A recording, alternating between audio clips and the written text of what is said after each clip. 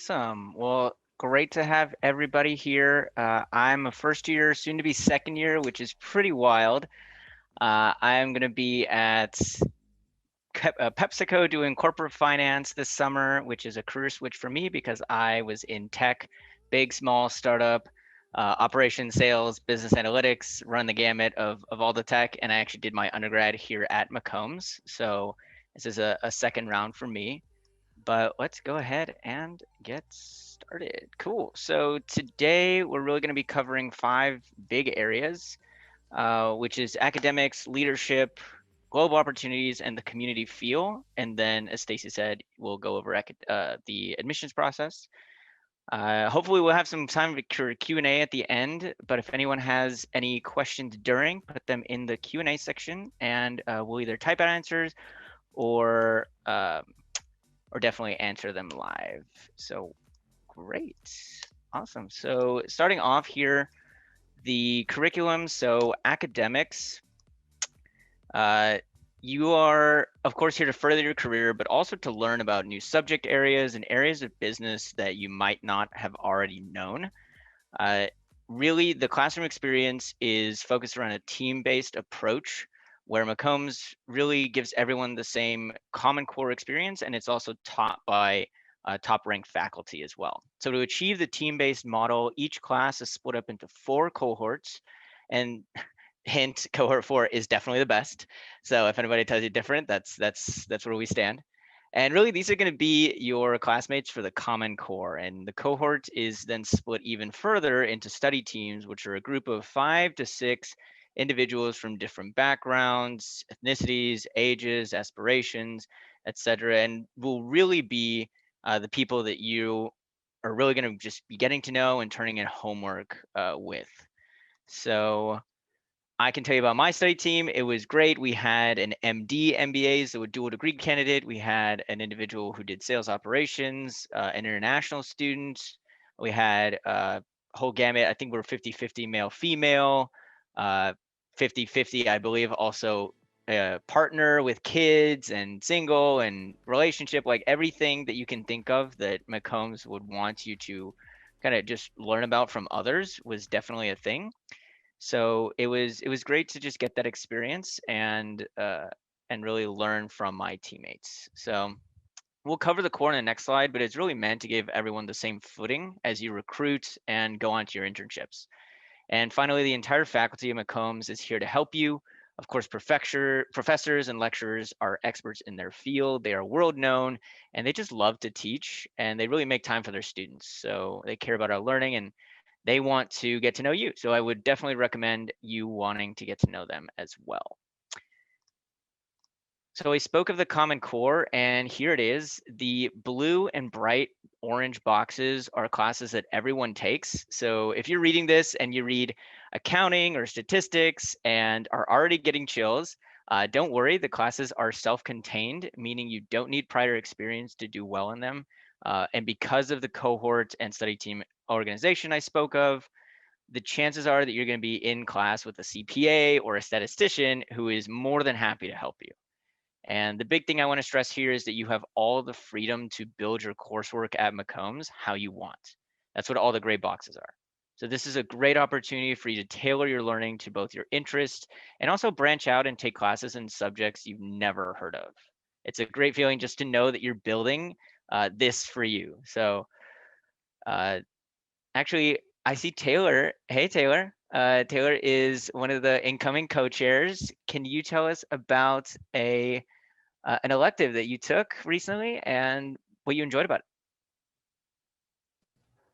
That's a great question. What is a recent elective that I took? I took so some background and some introductions. My name is Taylor. Oh, look, we've got even more panelists coming out of headshot mode. So I am a dual degree student. So I study also at the LBJ School of Public Affairs, doing global policy. I have a fewer number of electives because of that, but I also get to take some courses at LBJ, which is awesome, of course. But one of the most recent electives that I took here at McCombs in the spring was financial statement analysis, actually with Andres. And it was so wonderful. And if you haven't heard of this professor yet, you definitely will before you join McCombs, or especially during. Professor Patrick Bottolato. He will kick your ass, and it will be, and you'll have a great time doing it. And I obviously do not, or not obviously, but I came in with very little quant background. And also pretty much a non-traditional student through and through. And it was so wonderful because he was able to talk at such a high level, but about also the nitty gritty details in a way that was really accessible. So definitely try to get that course if you can. Bid all your points. Manolo will probably go into that maybe later. It's definitely worth your 1,500 points.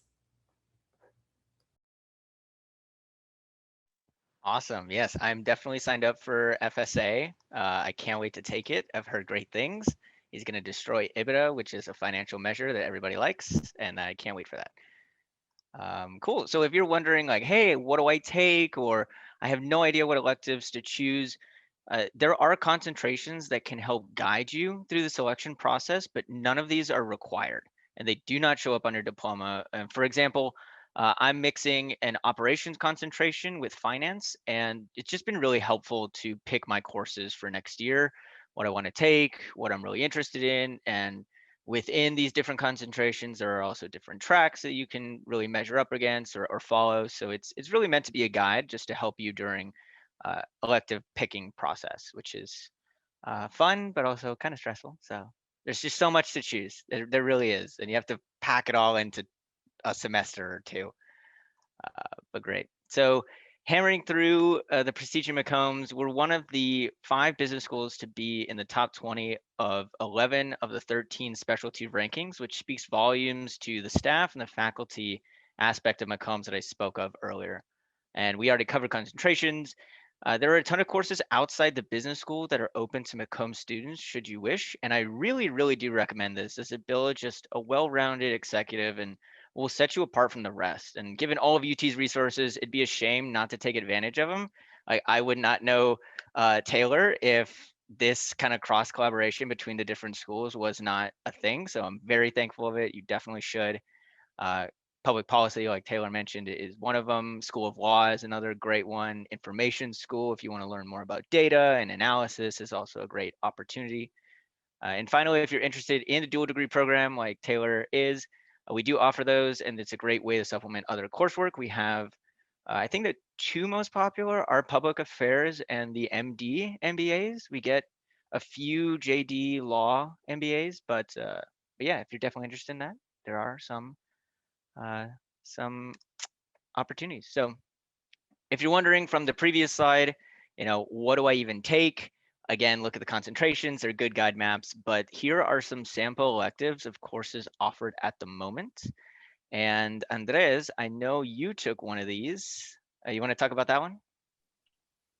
Yeah, I actually took 2 of those, creativity and leadership, and also performance and sports analytics. But I'm going to talk about the second one because I'm a huge sports fan. And Kirk, since day one, he basically told us like, we are going to talk about sports, but how can we learn from analytics on a business perspective? So I thought that was a lot of fun. He used to bring a lot of guest speakers, and there's basically a ton to be done in different sports because not all sports have the same amount of money, right? So I think one of my favorite guest speakers was the CEO of San Antonio Spurs, and he basically told us like, turn off your phones. We're gonna have an honest conversation. This is not gonna be recorded, and I really recommend it. Kirk is a great guy, and I learned a lot from that class. So yeah, there's just so much to take, so much to be in a part of. It's almost hard to choose.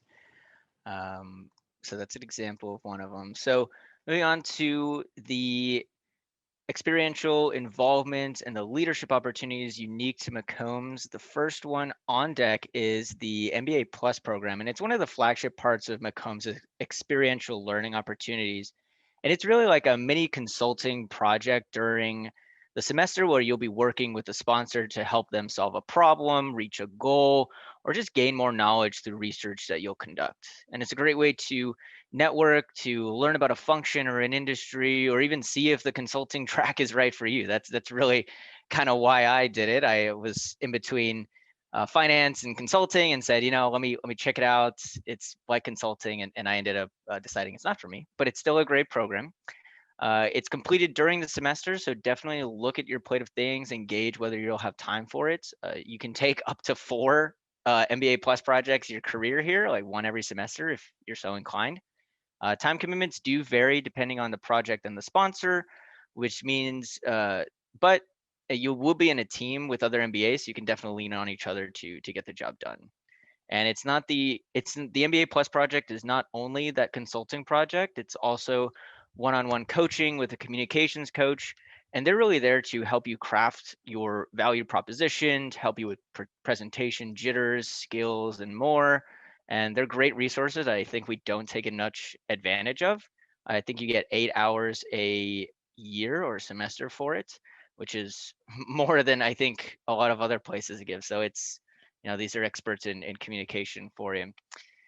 There's also seminars and workshops offered throughout the semester on topics like difficult conversations, managing conflict, leading diverse teams, just everything that you would need. And there are also global components of the program, but we're seeing what's going to come of that now that we're in the after times or getting into it. So actually, hey Noe, I saw you join. You want to give us an intro and tell us if you did an MBA plus? Yeah, so hey everyone, my name's Noe Negrete, and I did not do an MBA Plus project. The one that I had originally signed up for got moved into March of a couple months ago, and then that got canceled and pushed back into the fall. And so the original MBA Plus project that I had signed up to do was actually working with the Austin Soccer Club to bring in the first women's professional soccer team into the city of Austin. And so bummed that didn't get to happen, but super excited that hopefully this time around in the fall of this upcoming year, just a couple months from now, hopefully we'll get to work on it. Nice. Yeah, that's unfortunate that it got pushed. But I'm excited for you to try it out. And so that's at speaking volumes to the MBA Plus program. Like if you miss it or don't want to do it, you can definitely do it later on. I actually did an MBA Plus with Southwest Airlines. It was a good foray into HR, into the airline industry, and then, like I said, consulting. And it was a great way to just meet people from the company, learn the culture and how they work, and also if it would be somewhere that I would want to work. So it's good for that. Cool. So another component of the experiential experience here at McCombs is our fellows program and the investment fund. And these are application-based fellowships that offer students an in-depth experience into the function that you're most interested in. So you don't have to have a background in any of these to go for them. You just have to have the interest and the willingness to learn. It really is that welcoming. And a big component of a lot of them is a practicum project, which is where you're working with a company similar to an MBA Plus, actually, but it's more focused on the function and area they want to go into. And as you can see, they're very diverse and they offer students a great way to learn from speakers, past alumni of the fellowship, and just get exclusive access to recruiting opportunities. So I'm an operations fellow. It's an excellent experience to dive more into operations. We do a speaker series every couple of weeks where we're bringing in executives from industry. For example, this year we had the COO of HEB. We had a VP of devices from Microsoft. We talked from someone at Facebook. It's really great to just get that experience. And then for my practicum project, I worked with Chevron doing a digital transformation, which was really interesting. So if that's something you're interested in, definitely go after because they are great experiences. And we're also a globally connected institution. McCombs we love our global presence, and we know that the UT brand holds weight globally. So we are connected to partnerships and exchange programs across the globe. And to name but a few, we have Global Connections, which are short-term, usually 2-week trips where you can learn more about business and a culture in a location. Examples include Chile, China, Argentina, South Korea, so many others. We have short-term study abroad with concentrations like sustainability in Copenhagen, tech and entrepreneurship in Tel Aviv, innovation management in Vienna, and automotive and mobility in Germany, which is the first time I'm hearing about that. So that'll be interesting. Semester exchange programs are also very much a thing. If you want to go into places like London Business School, Tec de Monterrey in Mexico, HEC in Paris, ESSEID in Barcelona. They are competitive. So if this is something you're interested in, be sure to do your research and really take the time to craft your best application. And I know that there was a question on orgs that came up, so this is a great time to cover that. Let's see, going back to the top, Taylor, what are you involved in? Let's do this. Okay, so Noe and I are both in marketing fellows together, which has been really wonderful.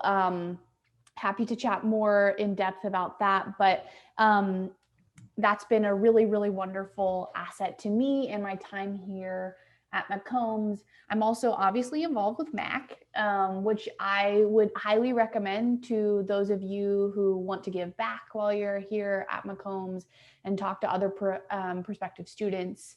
I will highlight the ones that I'm really, really involved in, because I think as MBA students, we overcommit ourselves and are involved in too many clubs formally, but substantively involved with nothing.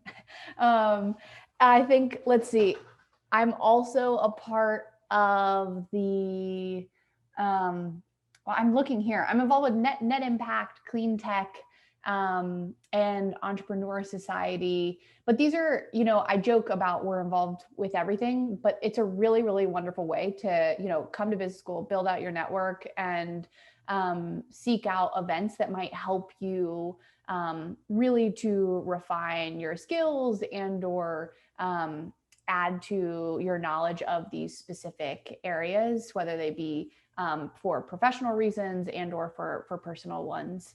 What about you, Noe? Which ones are you involved in? Yeah, so for me, I was looking at this list. Like obviously the one you said, but something for me, like that I wanted to join, like whenever I came to McCombs, was definitely brought in my mindset and join organizations that otherwise I probably wouldn't have, like just on my spare time. And so I think like coming to McCombs gave me that ability to join any organization that I wanted to. And so in doing so, I've learned a lot more about the equal MBA, right, in that organization, and the phenomenal people leading that organization, the phenomenal people in that organization, and just understanding them. So that's been super fascinating to me. I've also like joined the Black Graduate Business Association, right, and just try to become an ally. And also, I joined the Graduate Women's in Business. I think that's also like very important to understand like the reality that women go in a business culture, especially in the corporate environment, and just how as an ally you could be supportive and just vouch for them and fight for them. Something else for fun that I wanted to do was the NBA Golf Association. I'm very, very passionate about golf. I love the game. I love the sport. I worked in it in high school and in college, and so for me, that's kind of just my go-to sport. Anytime I want to de-stress, is just I go out there and play golf. And then also part of the NBA Soccer Club with Manolo. That was fun. We actually had the first year versus second year tournament 2 weekends ago, and bummed that Andres wasn't there. And yeah, no, that's a little bit about the organizations that I'm involved in. Yeah, we're not salty at all that you didn't come through, Andres. That's okay. Disorientation, Manolo. I'm sorry. That was part of it, and that's okay. That's okay. I know where your priorities lie. That's fine. That's fine. You have to pick and choose. That's right. Speaking of picking and choosing, we always get the question of how many clubs do people sign up for, and it's a great question with a classic MBA answer of it depends. The one recommendation that I always get and I always give as well is to decide what clubs you want to be a participant in and which we want to be a leader in. If you want to be a leader and really make an impact, I'd recommend going for 2, maybe 3 clubs. Really look at your time commitments, and then once you start getting into your elected position, your time commitment will ratchet up. And for the participatory roles, it's much more flexible and you can enjoy different club events at your leisure. And just to pause for a quick question, the difference between student-led organizations and the fellowships. So fellowships are application-based and more focused on a specific subject area or function that you are going for. So Clean Tech Fellows, for example, really dives into the clean tech space and allows students the opportunity to network specifically in the function and the industry. Whereas, a club, it might be like a speaker series or just getting together to talk about it, but it doesn't go as in depth. And most of these clubs are just sign up and you pay dues and you're in the club, whereas the fellowships are application, as I said. Cool. So continuing on through, uh, of course, can't talk McCombs without talking UT. So to start, the MBA program size is usually around 250. Stacey will get more into that, but it's pretty great size to ensure that you get a good time with professors, given our 4-to-1 faculty ratio. We have the #1 best MBA campus environment, which I believe we got again last year, if I remember Rodrigo's post about that.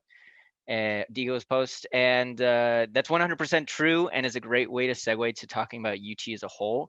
Y'all, and we do say y'all a lot here. Just preface that.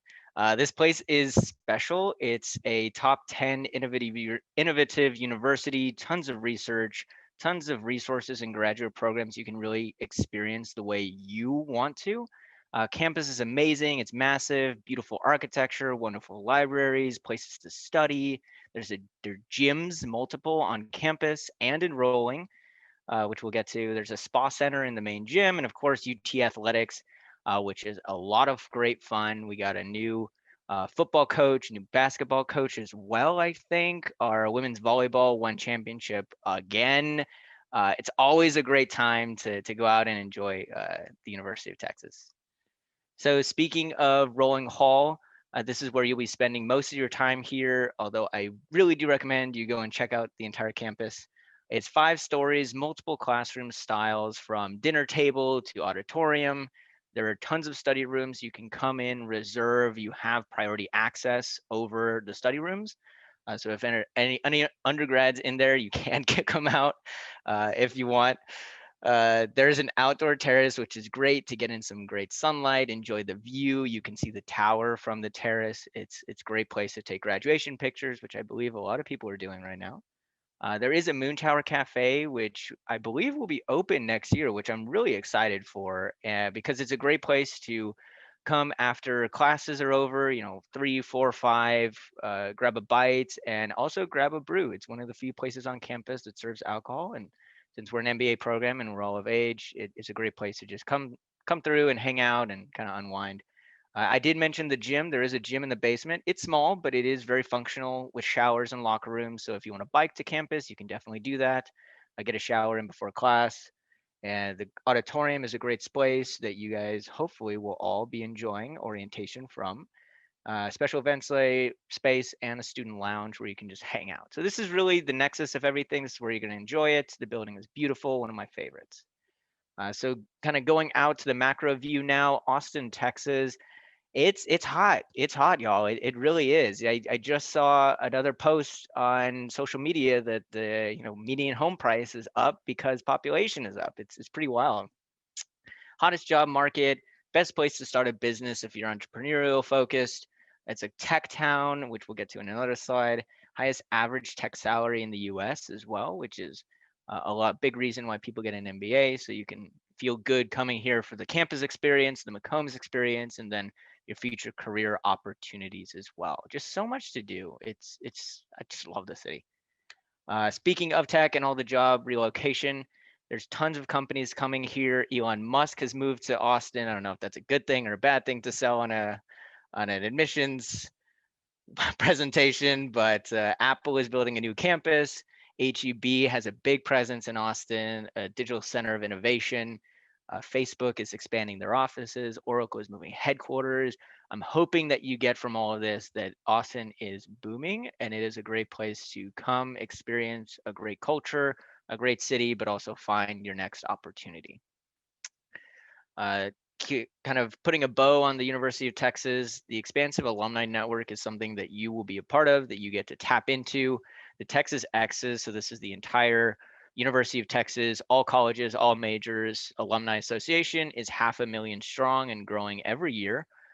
Within that, you have the McCombs alumni network, which is all of the programs, undergrad, grad, all of, PhDs. That's 100,000 plus. You have access to that. And then within the MBA alumni network, that's 25,000, which is much more, I would say, open and welcoming of just helping other MBAs with resources. I'll give you a quick story. I reached out to 3 different MBAs, past graduates of something personal, something professional, and then also a connection with the consortium that I'm a part of. All 3 of them got back to me before 24 hours. It was pretty crazy. I think I sent a LinkedIn message at 10 a.m. and then got a response like after dinner, and I was just so blown away by how connected and helpful the entire alumni network is. And I'm still in Can I contact also with them. make just add something? Yeah, of course. So for one of the classes, and this was what is it? What is it called when it's not core, but it's like a elective core? I'm totally Custom blanking. core. Custom core. Thank you. Look, I'm like 2 weeks out of school and I can't remember anything. One of the custom core classes that I would recommend taking is called Leading People in Organizations, and with Dave Harrison. And in that class, one of the final projects is to connect with leaders from different organizations of varying sizes, from varying industries, et cetera, and ask them about their leadership journey. And one of my teammates saw someone within the alumni directory that they were interested in connecting with, and reached out, just similar to Manolo, found their email through there. And it was actually the former CEO of Kraft Heinz, I believe. And as you can imagine, that's a huge organization. And because he was an alum of UT, he was like, I would do anything for a current student, and sat down with one of my friends for an hour and a half to talk about his journey. And so it really does speak to the type of alum that we have within both McCombs and also more broadly at UT. They're always willing to step in and help wherever they can. Manolo, can I answer a question in the chat live? Yeah, let's go for it. Perfect. It's from Tisha. What are some opportunities available for career switchers? How does AdCom look at a career switcher? So I'm a career switcher myself. I was in human resources, and now I'm going to supply chain on a startup. I think, first of all, on your first semester, you have a career, I think it's called career management class. It's been so long, but they help you basically identify, why do you want to switch in your career? What are your strengths? We also have access to career coaches, so I actually tapped into that as well. You get to rebuild your CV, and your MBA opportunities basically add on to that. So that's why I decided to do an MBA plus, and my internship as well was aligned with that.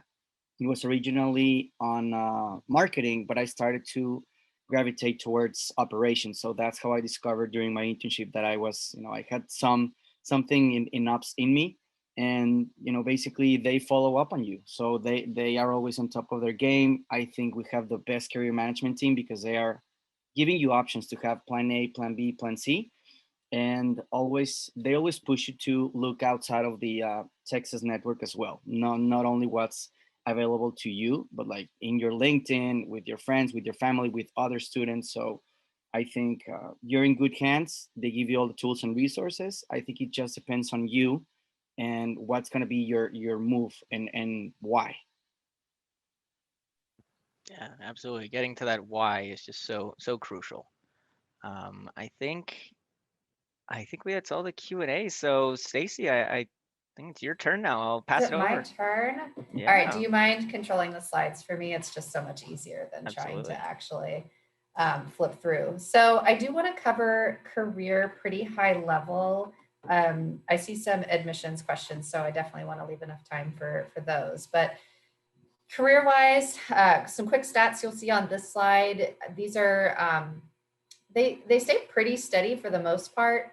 94% of the class of 2019 had an offer within 3 months of graduation. So as you look at any employment reports, that's generally what MBA programs are reporting off of, is 3 months out.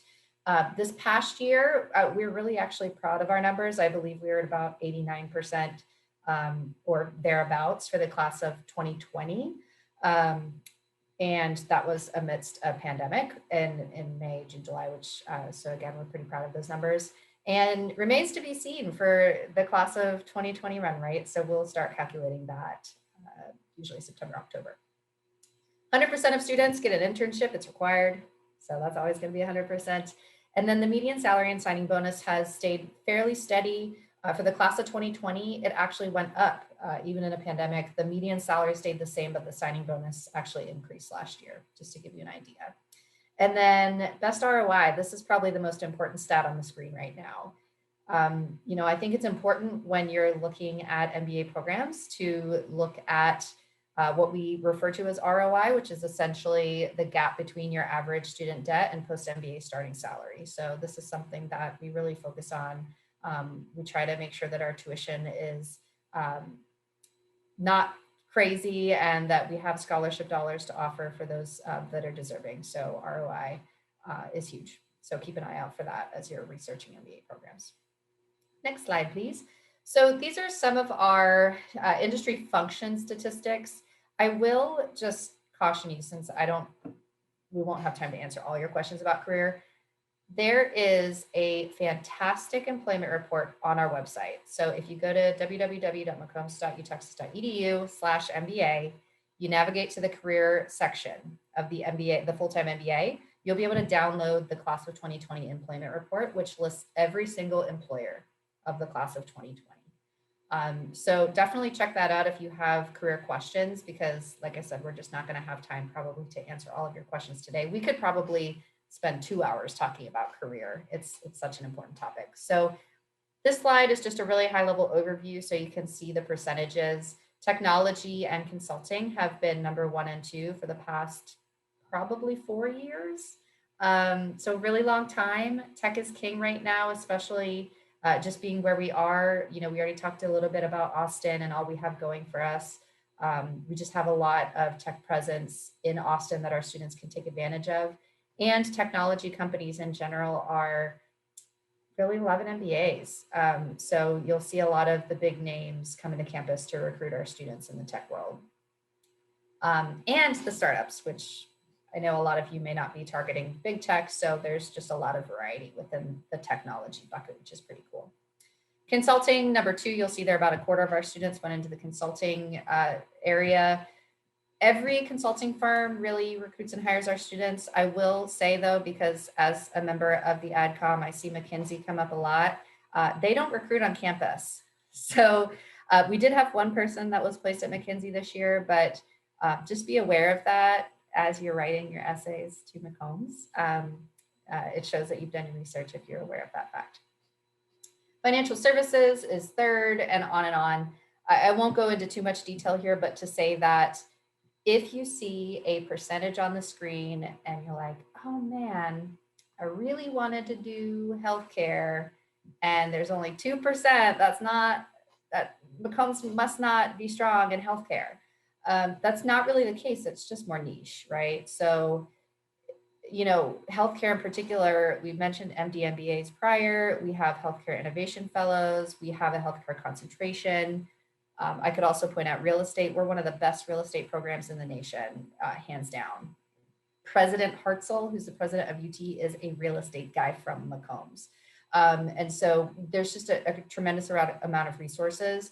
My advice when it comes to anything career related is the best source of information is not necessarily going to be just looking at straight old stats, but talking to the students who are living and breathing the recruitment process. They'll really be able to give you the real deal. So talking to students.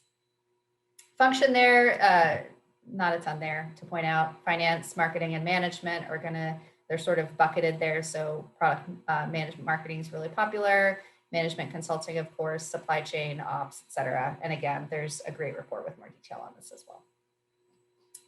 All right, next slide, please. Oh, employment report. Look, I have a slide to promote what I just promoted. So you don't have to write down this HTML or this website. It is on the website. And actually, this is 2019. There's an even more recent one. And once I'm done talking, I can also chat the link if that's helpful to y'all. But it's really a great, and I know there's a lot of international folks on the call. It does break out international placement as well, salary stats, et cetera. So super helpful. Next slide. Awesome. All right. So I want to talk a little bit about the class profile, and I actually saw a couple of questions coming in about this. So it's a great segue into, just going over what we're really looking for, how our numbers fell last year, what the environment's going to be shaping up to be for fall 2022, since I did see that the vast majority of you are applying probably in the next cycle. So this is a great time, by the way, to start your research. So class of 2022 here, you'll see we had about 240 in the class. So that's Manolo, Taylor, and Noe's class. It is slightly smaller. Oh my God, sorry. It is slightly smaller than normal, to be totally honest. So we specifically, if you recall what last summer looked like, I sort of blocked it out of my brain a little bit, but it was nuts.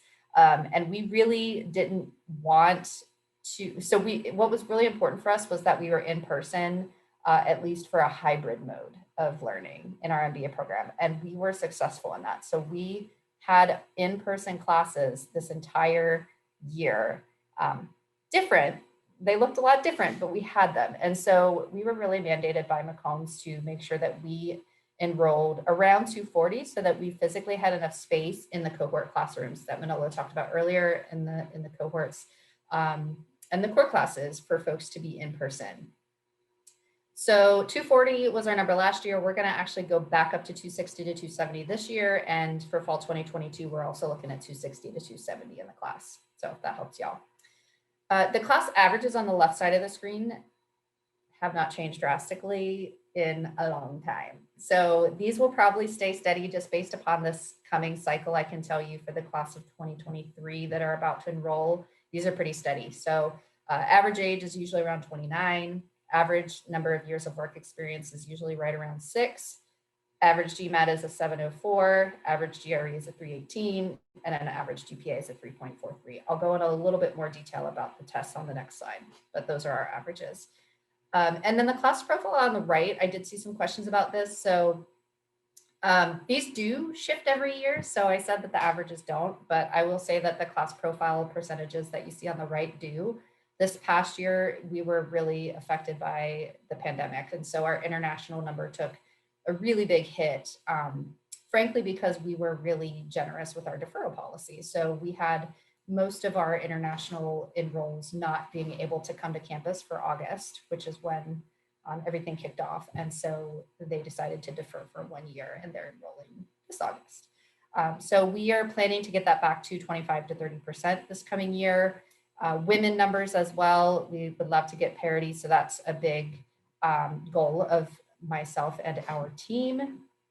And then I saw a question about UT alums as well, which is, y'all are asking great questions on this session, by the way. I love the questions coming in, but that changes. So every single year has been different. Taylor and Manolo Noe's class did have a higher percentage of Texans, partially because of the pandemic. They were here, quite honestly. If you think back to last July, August, it was even hard to travel across states. And so we did see a bit higher percentage of Texas. You'll see there 45%. That's usually a little bit lower, just to give you an idea. So next slide, please, Manolo. So this is just a really high level overview. We do have folks with advanced degrees. We had 33 in the class of 22, 10 with law or medical, and 3 doctors in the class, which is kind of cool. And then lots of different country representation. So really, and you'll hear this from any admissions committee member, I think, for any MBA program, one of the biggest things we focus on is bringing a diverse pool of candidates into the class, and that's diversity in a number of different ways. Background, education, citizenship, LGBT, minorities, it runs the gamut. And so it's just super important to us that we have folks with different thoughts and opinions and backgrounds in the class. And so that's something that we're constantly looking for. Next slide, please. Have this one basically to show you the difference, but for the sake of time, I think let's keep plowing through Manila. All right, getting into the nitty gritty here. So 2020, 2021 deadlines. We leave this on even though they're all gone. I'll go bye-bye. May 11th was the round 4 deadline, and we are still reading applications for this fall. So if any of you did apply round 4, we're reading your apps. So notifications for round 4 will go out June 11th. And then we'll pretty much be done for the class of 2023, which is kind of crazy. Now for next year, which is when the majority of you said you were applying, fall 2022. I'll be honest, the deadlines are gonna stay real close to the same. We just had a meeting yesterday about them, and so they're not officially announced yet, but if you're trying to like plan, okay, when should I take the exam? When should I start preparing everything? You can go ahead and start using this cycle's dates if that's helpful in your planning, because our next year's dates are going to be very, very similar, with the exception of the fact that we may not have a round 4 next year. So just heads up on that. Application components, they're on the left. So I keep saying we won't have time to go through this in detail because I truly could talk for like an hour about admissions. What I will say is we do admissions specific sessions just like this. So if you're like, gosh, Stacy, like you didn't give us any real information today in 5 minutes, go ahead and just plan on attending one of those. We'll probably do one in early August, a little bit closer to the round 1 deadline once we have our essays and our dates picked out and all that fun stuff. And then we'll continue doing those throughout the fall and the spring. So if you really want a deep dive and you're dying to know a little bit more about admissions, I'd actually encourage you to attend one of those. But academic profile, that's something that is important, but it's not everything. So I think that's where a lot of applicants get super stressed and spend a lot of their time worrying about. And there's only so much you can affect, right, in this component. So GMAT or the GRE definitely is something that you can affect. So in terms of what you can be doing now in May, that's a good time to start prepping for one of those 2 exams. We do not have a preference. We do not have a preference. Let me say that twice for effect. We don't have a preference. So whichever test you want to take. Now, there are some industries that may ask you for a GMAT score, and those industries are consulting and investment banking. So if you're considering either of those industries, you may want to steer toward the GMAT.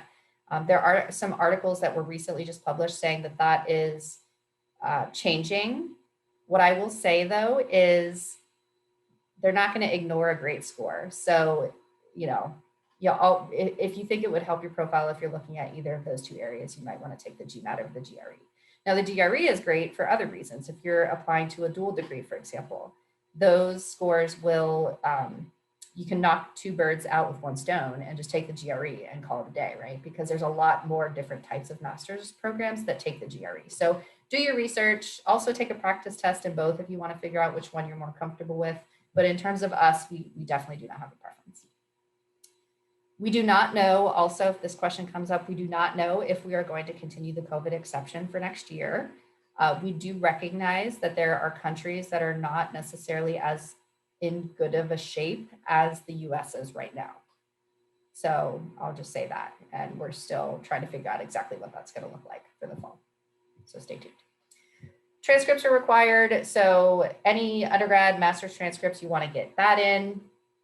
TOEFL or IELTS, there's lots of ways to waive the TOEFL IELTS. So go to their website. If you're curious about ways to waive it, is on the website. It'll have like 3 bullet points in terms of the ways that you can waive that. For example, I've never seen anyone in India have to take the TOEFL or IELTS because in general, you study in English at your university. So just one example. Work experience is the second bucket. So this is just as important as academics, right? So you could have a 760 GMAT and a 4.0 GPA, but if your work experience is not competitive, you will not gain admission. So I think it's important to focus not all of your time on the academic piece, right? I think that's what a lot of folks focus their time on. Really work on your resume. Make sure that it's focusing on achievements, on tasks. We are not as interested in what you did in undergrad, quite honestly. We're really looking at post undergraduate or full-time work experience is another way to think about it. So really focus your resume on your tasks, your achievements. Keep in mind that the folks reading the resume, like myself and the other committee members, come from very different backgrounds. So your resume is probably not going to look the same as if you were applying for a job, right? Like my brother's an engineer. If I looked at his resume right now, I probably couldn't understand much of it. So take out the jargon, make sure you're really thinking about who your audience is and you're focusing more on any progression that you've had, any achievements. Show yourself off that way, if you will. One professional recommendation, that's going to stay the same next year as well. And by the way, all of this is the components will stay the same for next year. So I should have clarified that. But one professional recommendation that's going to come from a current supervisor, previous supervisor, indirect supervisor. If you're a business owner, you know, vendor clients, if you're a consultant are great as well. So there's lots of good options there, but it should be professional in nature. It should come from someone that supervised you in some capacity or has worked with you in some capacity in a job. 24 months of full-time experience. So this one is pretty important. And I know there may be some younger folks on this that are looking to get a master's degree. And what I will say to you is be patient.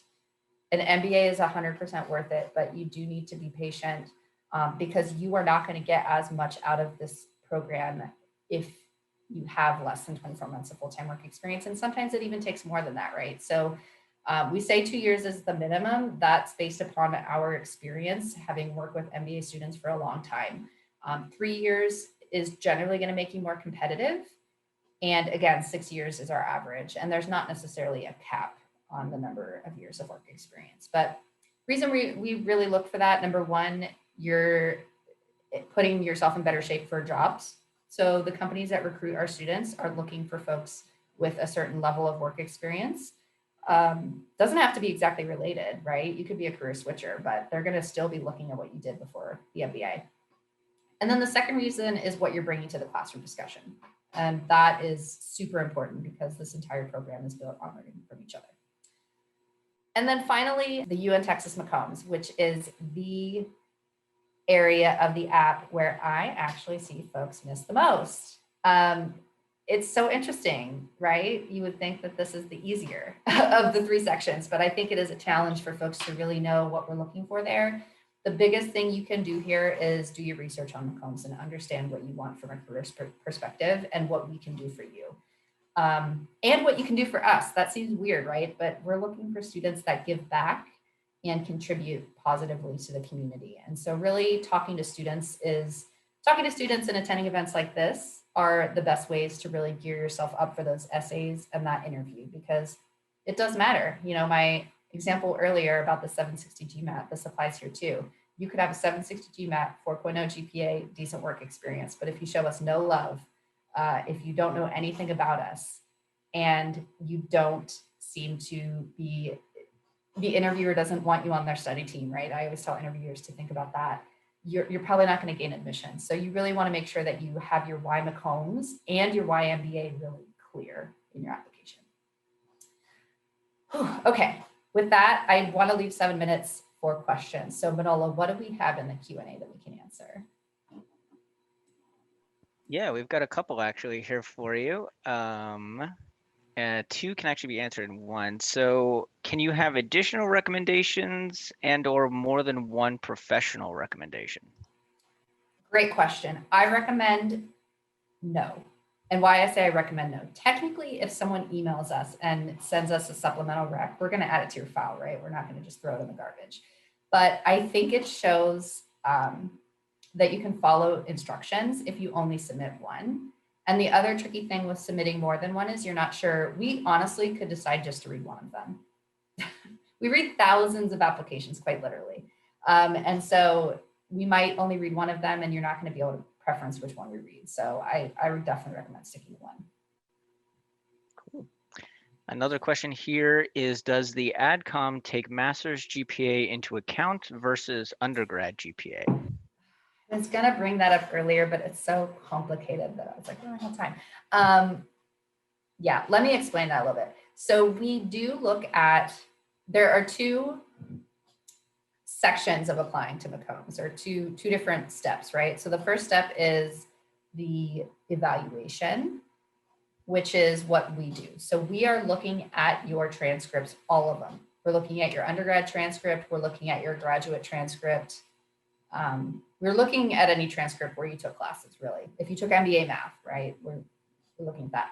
Then there's the verification process, which is sort of a different department on campus, a Graduate International Admission Center. Basically what they're doing is they're looking at your transcripts and saying, yep, this is for real. This is a real transcript. This person graduated, and here's this person's upper division GPA. And so why I got in the weeds a little bit with that answer is because the 3.43 that you saw on a previous slide, that average is a recalculation of any upper division GPA you've taken in undergrad. So think like 300, 400 junior, senior level classes, and any master's degree classes sort of averaged together. And GIAC does that for us. So I think it's important to understand the two different sides of it, because I don't want you to think that that means that we're not looking at your freshman courses, because we are. But when it comes to the GPA calculation, it is not going to be pulling in those freshman level courses. So a little confusing. Very cool. And we have a couple questions here, again, knocking out a few with one answer about the essay prompt. If it'll change, is it posted anywhere? Yeah, it may change, but we love our SA2. I don't know if y'all have seen SA2, but we're basically asking you to reflect on your graduate, like it's graduation day, reflect on your time as a student. And we get so much out of that essay that I would doubt that it would change. We just love it so much. That said, I wouldn't write the whole essay just in case it does. But I think starting to think with that mindset of like, okay, what would I get involved in as a student? You know, how do I want to spend my time? How do I want to give back? You can go ahead and start that exercise, because most likely our SA2 is going to be super similar in nature to that. And for any applicants with a gap in work experience, I believe the optional essay, right, is the place to explain that? Exactly. Yep. I didn't mention the optional essay, but there's usually two essays. There's an introduce yourself essay, which don't overthink that one, y'all. It is literally just for us to figure out who you are besides what's on your resume. I promise, it's not a make or break. Second essay, which is more why MBA, why McCombs, what you want to do. And then the optional statement is totally optional. Please do not use it for any reason other than things like addressing a work gap, addressing a test score, GPA, anything like that. That's what you want to use that optional statement for. Awesome. And I think the last good question, depending on time, would be, I guess, waitlisted and reapplicants, if you want to touch on that, or there's another question from looking for applicants for specific concentrations. I guess take your pick. I can take both of those. Okay. So first question, reapplicants. I'm a sucker for a reapplicant, and I'll tell you why. It shows a ton of commitment to McCombs. And when I see a reapplicant, and what we mean by reapplicant is you were either denied or waitlisted the prior cycle and you decide to reapply in round one the following year. When I see the way that they improved their application, maybe it was just, refocusing their goals. They did a little bit more research on the program. Maybe they retook the test. Maybe they just got another year of work experience under their belt. They rewrite the essays. They take a little bit of time to really polish up that application. I just love it so much. And so it's never a bad thing. The only thing I really want to just caution you, though, is do not recycle items, even though I know it makes sense to, especially like a letter of recommendation. You're like, why wouldn't I just use the other one? Just because it shows effort to sort of get fresh components to your app. So, and try and shoot for round one if you can as well. So yeah, definitely reapplying, never seen as a negative. In fact, like I said, I'm kind of a sucker for a re-app. And then we don't require you to declare concentration at all, ever. So we're not necessarily looking for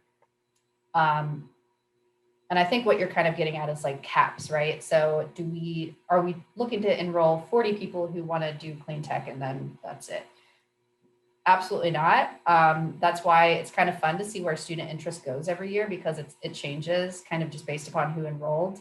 There's a lot of reasons why we don't do that. Number one being, heck, I wouldn't poll every student on this call, but most people don't end up doing what they say they're going to end up doing. I mean, there's definitely exceptions to the rule where folks end up doing what they say they're going to do, but we recognize that just because you say one thing on the application in October of 2019 doesn't mean that's what you're going to really focus your time on. Maybe you get here, you go to an investment banking seminar and you're like, wow, this is the coolest thing I've ever seen. So no caps. We don't ever make you apply for concentrations, and hopefully that answers your question.